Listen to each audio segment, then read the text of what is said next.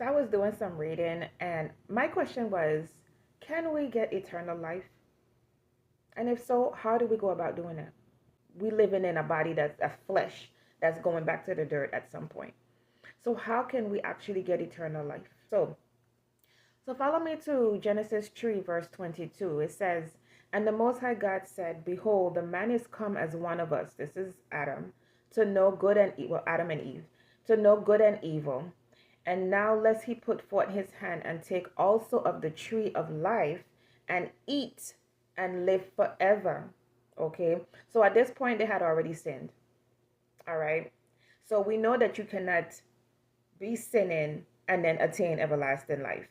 Okay, you have to follow God's commandments, and then the Most High has to give you grace on that day of judgment so you can be into the kingdom of heaven, right? If we go to Revelations 2, verse 7, it says, "He that hath an ear, let him hear what the Spirit said to the churches. And to him that overcometh," meaning you're going through this world, you're going through these trials and tribulations, but you're standing 10 toes down on this word, okay? "I will give to eat of the tree of life, which is in the midst of the paradise of God." He will give you that.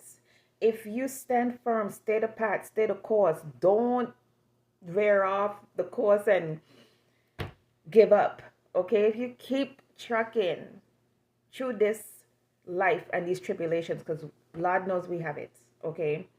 He will make you to eat of the tree of life in the midst of the paradise of God, which is heaven. Revelations 22, verse 1 to 2 says, "And he showed me a pure river of water of life, clear as crystal, proceeding out of the throne of God and of the Lamb. In the midst of the street of it, and on either side of the river, there was a tree of life, which bare 12 manner of fruit, and yield her fruit every month, and the leaves of the tree were the healing of the nations." So this tree has life. It bears fruits, which we eat, and it heals you. It's abundant. It's sufficient. It's filling. It's nourishing. It's satisfying. It's giving you that life. Okay? What is it? Who is it? John 6:32 says, "Verily, verily, I say unto you," this is Christ speaking, "Moses gave you not bread of heaven, but my Father give you the true bread from heaven." 33, "For the bread of God is he which come down from heaven and giveth life unto the world." If you don't know who that is yet, let's keep reading. So let's drop down to verse 35. "I am the bread of life. He that come to me shall never hunger, and he that believeth on me shall never thirst." So who is that life? Christ. You got it. So let's drop down to 37 through 38. "All that the Father give me shall come to me, and him that come to me I will in no wise cast out. For I came down from heaven not to do my own will, but the will of him that sent me." Let's drop down to verse 47 to 51. It says, "Verily I say unto you, he that believeth on me shall have everlasting life. I am the bread of life. Your fathers did eat manna in the wilderness, but they are dead. This is the bread which come down from heaven, that man may eat thereof and not die. I am the living bread that come down from heaven. Any man that eat this bread shall live forever." Forever.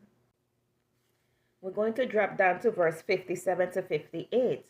"As the living Father had sent me, and I live by the Father, so he that eateth me, even he shall live by me. This is the bread which come down from heaven, not as your fathers did eat manna, but are dead. He that eateth this bread shall live forever." So who is this tree of life? Christ. So now we're going to go over to John chapter 4, and we're going to skip through some of the verses between 9 and 14 when he's talking to Christ is talking to the Samaritan woman, right? It says, "Then said the woman of Samaria unto him, Who is it that thou, being a Jew, ask drink of me? Because he was asking her to get him some drink from the well.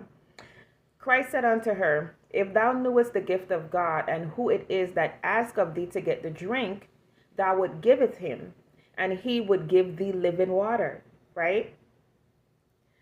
So then we're going to drop down. It says to 13, whosoever drinketh of this water shall thirst again. This water from the well shall thirst again. But whosoever drinketh of the water that I give him shall never thirst.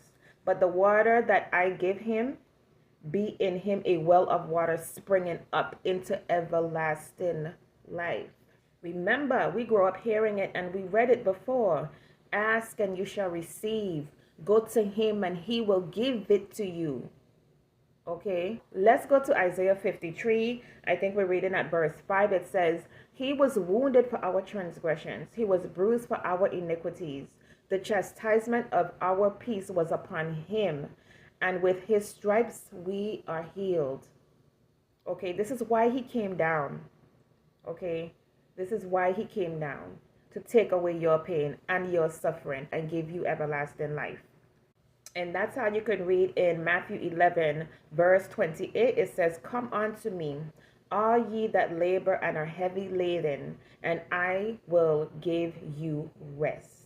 All praises to the Most High for the reading of his word. All praises to the Most High for the Spirit. All praises to the Most High that we can attain everlasting life. He gave us a way to attain it. So eat and drink of him to get immortality and everlasting life. Peace and blessings, family. Enjoy your day. And with that, I say shalom.